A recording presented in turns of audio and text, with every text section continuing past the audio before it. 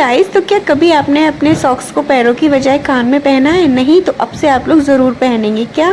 So guys, आज के इस वीडियो में मैं ऐसी कुछ टिप्स एंड ट्रिक्स शेयर करने वाली हूँ जो कि आप लोगों की बहुत सारी हेल्प होने वाली है। बहुत सारे आपके पैसे बचेंगे, जो आप वेस्ट करते हैं वो बिल्कुल भी नहीं होगा। सो प्लीज़ वीडियो को पूरा देखिएगा और हमेशा की तरह वीडियो पसंद आए तो वीडियो को लाइक शेयर सब्सक्राइब ज़रूर कर दीजिएगा। तो आज का वीडियो बहुत ही यूजफुल होने वाला है, सो प्लीज़ वीडियो को कंटिन्यू देखते रहिए। तो चलिए फटाफट से बिना देरी किए हम आज का वीडियो स्टार्ट करते हैं। तो गाइस, कई बार हमारे पास इस तरीके के बॉक्स होते हैं जिनमें हुक लगी होती है, तो बॉक्स वगैरह ख़राब हो जाते हैं, बट इस तरीके के कैप आपके बहुत ज़्यादा काम में आ जाते हैं। तो ऐसा ही एक हैक्स मैं आपके साथ ट्राई करने वाली हूँ। तो ये देखिए, इस तरीके का है हैंडल वाला। तो ये इसका बॉक्स जो है ख़राब हो चुका है, तो मैंने कैप को निकाल कर रख लिया था। अब मैं इस कैप के ऊपर यहाँ पर इस तरीके से देखिए ग्लू गन लगा रही हूँ। सिर्फ ऊपर की साइड यहाँ पर इस तरीके से ग्लू लगा दी है मैंने ग्लू गन की हेल्प से। और ये देखिए, बस ये अब आपको इस तरीके से लगाना। अब आप इसको कहीं पर भी किसी भी प्लेस पर चिपका सकते हैं, वॉल वगैरह पर, या अपने वॉश बेसिन के पास, बाथरूम में, किचन में, कहीं पर भी आप इसको इस तरीके से लगा सकते हैं। अभी आपका एक हैंडल बनकर तैयार हो गया है। अब आप इसमें किचन की टॉवल, अगर किचन में लगा रहे हैं तो आप किचन टॉवल हैंग करके रख सकते हैं। बाथरूम में लगा रहे हैं तो आप वहाँ की टॉवल हैंग कर सकते हैं। वॉश बेसिन के पास भी आप टॉवल हैंगर इस तरीके से बना सकते हैं। बहुत मजबूत से बन के तैयार हो जाता है। निकालना भी बहुत ईजी होता है एंड इसको डालना भी काफ़ी ईजी होता है। और ये देखिए, खींचने पर भी बिल्कुल नहीं निकलता है। और तो चलिए बढ़ते हैं अपने नेक्स्ट टिप्स की तरफ। तो गाइस, उसके लिए हमें चाहिए होंगे 2 ब्रशेस, और ये जो 6 महीने के बाद जैसे कि बेकार हो जाते हैं, उन ब्रशेस को आप रख लीजिए। आपको तो ब्रशेस से क्लीनिंग किस तरीके से कर सकते हैं ये तो मुझे बताने की ज़रूरत है ही नहीं, क्योंकि टूथब्रश को हम लोग कई तरीके से अपनी क्लीनिंग में यूज़ करते हैं। तो बात से एक तरीका मैं आपके साथ शेयर करने वाली हूँ। तो यहाँ पर देखिए, मैंने उनकी जो ऊपर के साइड पे भी इस तरीके से रबड़ से नॉट कर दिया है एंड नीचे भी इस तरीके से कर दिया है, जिससे कि अपनी जगह से हिले डुले नहीं। तो आप इससे कई सारी चीज़ें क्लीन कर सकते हैं। जैसे कि यहाँ पर देखिए, ये विंडो है, और ये जो चौकोर प्लेट वाली विंडो होती है ना, इसको साफ़ करना काफ़ी डिफ़िकल्ट होता है। और क्योंकि हम नॉर्मली जब इसको क्लीन करते हैं तो किस तरीके से क्लीन करते हैं, हम कोई भी कपड़ा वगैरह ले लेते हैं और इस तरीके से क्लीन करते हैं इसको। एक मिनट मैं दिखाती हूँ आपको। तो यहाँ पर देखिए, कोई भी कपड़ा वगैरह हम ले लेते हैं फिंगर पे इस तरीके से लगाकर, और फिर इसको इस तरीके से क्लीन करते हैं, क्योंकि इसमें हर 4 सेक्शन होते हैं। तो इस तरीके से पहले ऊपर, नीचे, दाएं बाएं, इस तरीके से हम इसको करते हैं, जिससे कि हमारी फिंगर की तो बिल्कुल पूरी तरीके से बैंड ही बच जाती है। बहुत पेन करने लगती है जब हम विंडो, और इस तरीके की विंडो तो पूरे घर में ही है, तो सबको क्लीन करना काफ़ी डिफ़िकल्ट होता है। तो उसके लिए आप इस तरीके का ऑर्गेनाइज़र बना सकते हैं ब्रश से। तो क्या ये दोनों साइड से काम करता है। जब भी आप इसे क्लीन करेंगे तो ऊपर और नीचे दोनों एक साथ क्लीनिंग हो जाएगी इससे। और अगर लेफ़्ट राइट करेंगे तो लेफ़्ट और राइट दोनों तरीके से होगी, और सामने की तरफ करेंगे तो ऊपर नीचे दोनों अच्छे से हो जाएंगी। तो आपको बस इस तरीके से ब्रश घुमाना है, बाकी की क्लीनिंग ये सारी अपने आप कर ही देंगे। तो आपको इस तरीके से ज़्यादा टाइम भी नहीं लगेगा, और आपको मतलब आपकी क्लीनिंग भी हो जाएगी, और आपकी फिंगर वगैरह में भी बिल्कुल पेन नहीं होगा। तो आप इस तरीके से बहुत आसान तरीके से इससे क्लीनिंग कर सकते हैं। इससे काम इतनी जल्दी और फटाफट हो जाएगा आपका। और इसी के साथ साथ आप जो विंडो होती है और विंडो के पास जो डोर वगैरह लगे होते हैं, उन पर जो डस्ट वगैरह जम जाती है, आप उनको भी बहुत अच्छे से क्लीन कर सकते हैं। जैसे कि यहाँ पर देखिए, मेरे पास ये जो डोर है, तो इसके पास भी आप देख सकते हैं कितनी सारी डस्ट यहाँ पर है। एक मिनट में दिखाती हूँ।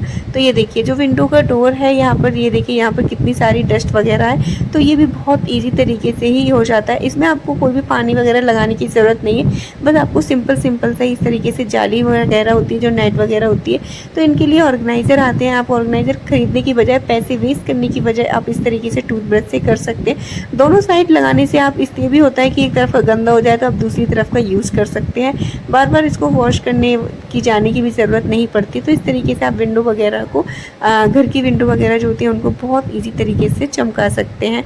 तो यहाँ पर ऊपर नीचे, बाहर, अंदर बाहर, चाहे कहीं की भी प्लेटर हो, आप अच्छे से क्लीन कर सकते हैं।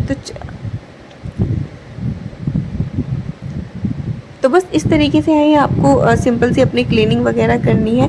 और गई, अब देखिए नेक्स्ट टिप्स है कि जब भी बच्चे स्टडी वगैरह करते हैं तो वो कहीं पर भी स्टडी करते हैं, प्रॉपर अपने स्टडी टेबल पर तो करते ही नहीं है। गलती इनमें उसकी भी नहीं है, क्योंकि जहाँ पर पंखे, कूलर, एसी की हवा पहुँचती है, बच्चे वहीं पर स्टडी करते हैं। फिर चाहे वो आपका सेटी हो, सोफ़ा हो, या आपका बेड वगैरह हो, यहाँ पर ही स्टडी वो करते हैं, और सारा सामान ऐसे ही छोड़ कर चले जाते हैं। चाहे वो फ्लोर मैट वगैरह हो, इसी तरीके से छोड़ कर चले जाते हैं तो क्लीनिंग करने का टाइम आता है तो वो हमें ही क्लीनिंग करनी होती है। तो यहाँ पर आप छोटे छोटे से टिप्स फॉलो कर सकते हैं। अगर बेड पे पढ़ते हैं तो आप बेड में भी कर सकते हैं। अब यहाँ पर अभी सैटी पर ही यहाँ पर पढ़ाई कर रहे थे तो यहाँ पर इस तरीके से छोड़कर चले गए बुक। तो मैं क्या करती हूँ, यहाँ पर कुशन तो रखे ही रहते हैं, तो कुशन जो होते हैं ना तो उनकी जो जिप होती है उनको बस इस तरीके से मैं खोल लेती हूँ, क्योंकि बार बार हम स्टडी टेबल पर रखेंगे फिर वो उठाएंगे तो उन्हें भी पढ़ने में आता है। और ये तो पढ़ाई तो उनकी दिन मतलब लगी रहती है, कभी थोड़ा थोड़ा सा पढ़ते ही रहते हैं बिकॉज पेपर वगैरह आने वाले हैं। तो इस तरीके से यहाँ पर मैं रख देती हूँ और बस इस तरीके से इसको मैं यहीं पर टिका दूँगी। अब वो नेक्स्ट टाइम जब भी पढ़ेगा तो अब फटाफट से यहीं से अपनी चीज़ों को ले लेगा। इसी तरीके से अगर बच्चे सोफ़े वगैरह पे पढ़ते हैं, बेड पे पढ़ते हैं तो छोटी मोटी चीज़ें आप उसमें डाल दीजिए तो उन्हें भी आसानी से मिल जाएंगी और खोने का तो कोई डर ही नहीं होगा। क्योंकि बच्चों की जो पेंसिल होते हैं उनके पेंसिल पेन वगैरह जो भी होते हैं, इरेजर वगैरह सारे बहुत जल्दी मिस हो जाते हैं, कहीं पर भी गिर गए तो मिलते ही नहीं हैं। तो आप इस तरीके से ज़रूर ट्राई कर सकते हैं। तो चलिए बढ़ते हैं नेक्स्ट हैक की तरफ। उसके लिए हमें गाइस यहाँ पर चाहिए होगा एक सॉक्स, और इस सॉक्स को आप चाहे नया हो पुराना हो कैसा भी ले सकते हैं सॉक्स, क्योंकि आपके सॉक्स को कोई हार्म होने वाला नहीं है। और इसमें मैं डाल रही हूँ यहाँ पर 4 से 5 स्पून आपको राइस ले लेने हैं, ठीक है। और बस अच्छे से, क्योंकि राइस को जब हम गर्म करते हैं तो इसकी तासीर जो होती है काफ़ी गर्म हो जाती है और काफ़ी देर तक ये गर्म रहते हैं। तो यहाँ पर इस तरीके से आपको नॉट लगा लेनी है और बस उसके बाद आपको कोई भी पैन वगैरह गैस पर चढ़ाना है और बस पहले इसको अच्छे से हमें गर्म होने देना है। क्योंकि अगर आप यहीं पर मतलब कर रहे हैं किसी चीज़ को तो आप यही कर सकते हैं, अदरवाइज आपको गर्म करके, और अगर आप जो मैं बताने वाली हूँ वो रूम में जाकर करना चाहते हैं तो आपको वहाँ पर ले जाना होगा। इसके लिए आप प्रॉपर इसको अच्छे से गर्म कर लीजिए और बस आपको हल्का हल्का सा इस तरीके से इसको सेकना है जिससे कि चावल थोड़े से गर्म हो जाए। तो गाइस यहाँ पर देखिए बारिश वगैरह का सीजन चल रहा है तो बच्चों की खांसी जुकाम वगैरह हो ही जाता है। और जब खांसी जुकाम होता है तो बच्चों के अक्सर कान पेन बहुत जल्दी होने लगता है, गालों के पास यहाँ पर जो होता है ना पेन बहुत ज़्यादा होने लगता है। और इस तरीके की सिचुएशन जब बच्चों में आ जाती है तो आप ये हैक ज़रूर ट्राई कर सकते हैं। उनके सीने वगैरह की सिकाई जो होती है, कफ वगैरह बच्चों के जम जाता है तो आप इससे सिकाई कर सकते हैं, बहुत अच्छी तरीके से हो जाती है। तो थोड़ा थोड़ा सा सिकाई करते रहिए और जैसे ही आपका ठंडा हो जाए तो अगेन आप इसको तवे पर इस तरीके से गर्म कर लीजिए और फिर से आप बच्चों की इस तरीके से सिकाई कर लीजिए। ऐसे ही आप 4 से 5 बार करेंगे तो बच्चों को काफ़ी रिलीफ होगा। तो आप इसके अगर आप पैन गर्म नहीं करना चाहते हैं तो आप आयरन को भी गर्म करके यूज कर सकते हैं, क्योंकि रूम में आयरन को गर्म एक बार कर लीजिए तो उससे भी कम से कम 10 मिनट तो अच्छे से आपकी सिकाई हो जाएगी। और इन दोनों में 10 मिनट की सिकाई भी आपको बहुत ज़्यादा आराम देगी।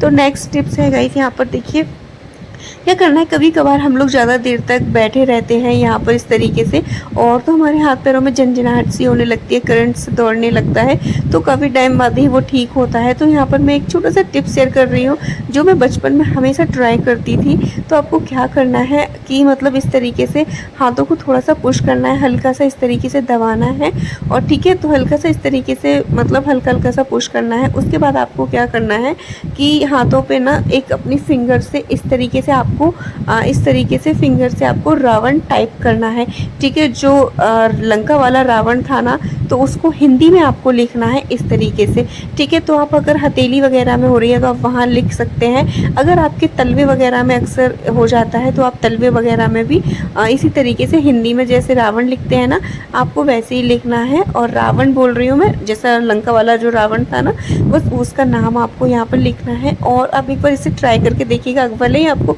अभी थोड़ा सा देखने सुनने में फ़नी लग रहा होगा बट इट्स रियली एक काम वर्क करता है, क्योंकि हम लोग बहुत ज़्यादा ट्राई करते थे, अक्सर मुझे ये प्रॉब्लम हो जाती थी। तो आप लोग इसे डेफिनेटली ट्राई करके ज़रूर देखिएगा।